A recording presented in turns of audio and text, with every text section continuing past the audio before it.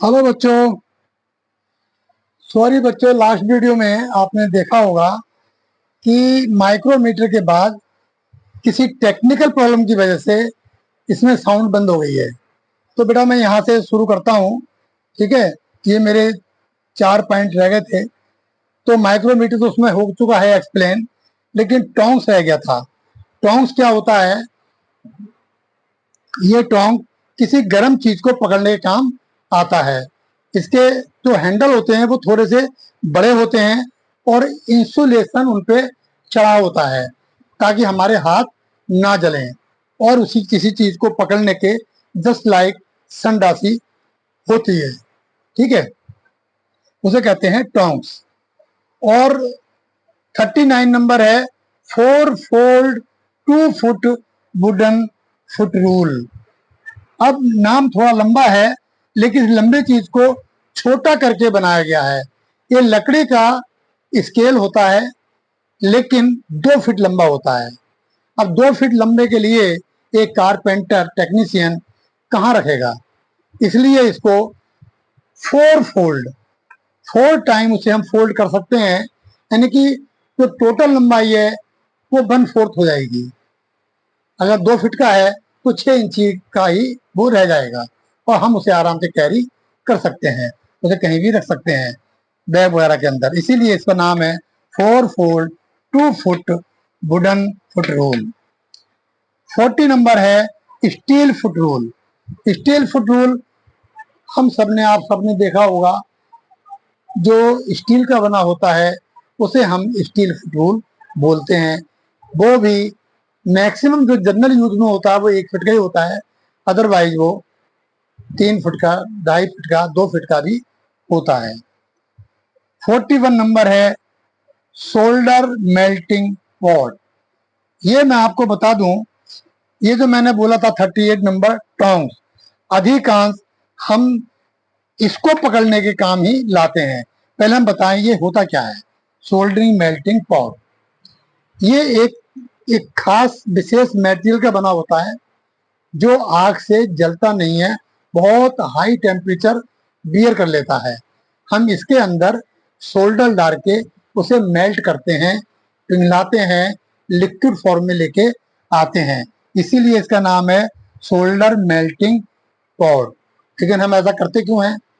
वो बेटा हम इसलिए करते हैं कि खास तौर से मैक्सिमम केसेस में, बाकी तो कहीं भी, मैक्सिमम केसेस में क्या होता है, जो अंडरग्राउंड केबल्स होते हैं, वो जो मोटे मोटे केबल होते हैं, अगर हमें केबल की लंबाई बढ़ानी है या फाल्टी केबल निकाल के नया केबल लगाना है, तो जब हम उसमें ज्वाइंट करते हैं तो उस ज्वाइंट में हम कितना भी टाइट करें, कहीं ना कहीं एयर गैप रह जाता है, जिसमें स्पार्क होने के चांस ज्यादा रहते हैं, करंट लीक हो सकती है, और वो कंडक्टर हमारा गर्म होकर के मेल्ट भी हो सकता है, दुर्घटना हो सकती है। उसे बचाने के लिए क्या करते हैं, हम इस सोल्डरिंग मेल्टिंग पॉइंट में सोल्डर को डाल के, और एक होता है बिलो लैम्प, मैंने शायद बताया था, ये रहा, ये 33 नंबर है बिलो लैम्प। ये क्या होता है? बिल्कुल स्टोव जैसा ही होता है। ठीक है, जैसे स्टोव होते हैं आपने देखे होंगे पहले, जो कैरोसिन आयल से चलते हैं, वो बिलो लैम्प क्या होते हैं, कैरोसिन आयल से चलते थे। ये पुरानी बातें हो गई हैं, कोई बात नहीं। ठीक है, और उसके नोजल से जब वो कंप्रेस, उसमें हवा भर के जो कैरोसिन आयल होता था उसे कंप्रेस करते थे, और कंप्रेस कैरोसिन आयल जब नोजल से निकलेगा तो फुहारे की फॉर्म में निकलता था, तेज धार के साथ, और फिर उसे जला करके हम उसमें से एक फ्लेम निकलता था, उस फ्लेम से इस सोल्डरिंग पॉइंट, मेल्टिंग पॉइंट को गर्म करते हैं, और उसे हम लिक्विड फॉर्म में लेके आते हैं पिघला करके, मेल्ट करने के बाद। बिलो लैंप क्या है? अब इसकी जगह ले ली है हमारी एलपीजी गैस ने।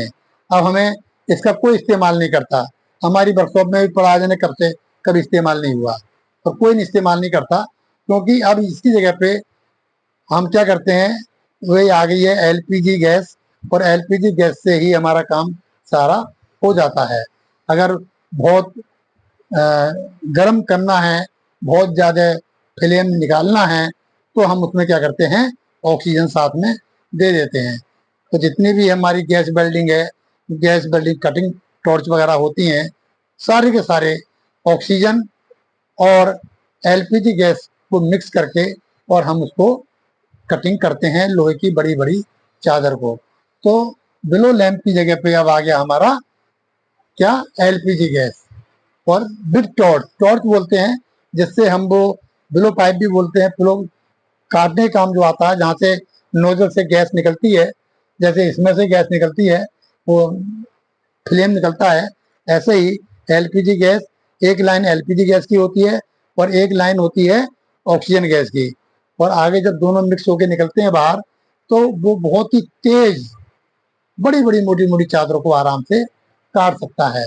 एक बहुत बढ़िया फायदा हुआ हमें, जो हमारी आवाज यहाँ पे बंद हो गई थी, क्योंकि मैंने बिलो लैंप एक्सप्लेन नहीं किया, मुझे अच्छे से ध्यान है, ये मेरे से चूक गया था।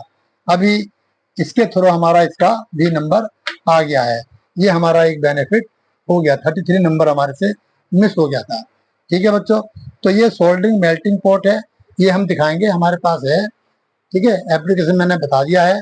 अब किसी दिन को हम एक वीडियो बनाएंगे और उसमें एक्सप्लेन नहीं करेंगे, एक्सप्लेन मैं कर चुका हूँ, है ना, थोड़ा थोड़ा बता देंगे, दिखा देंगे आपको कि भाई ऐसा होता है। पिन वाइज होती कैसी है, भाई ऐसी होती है।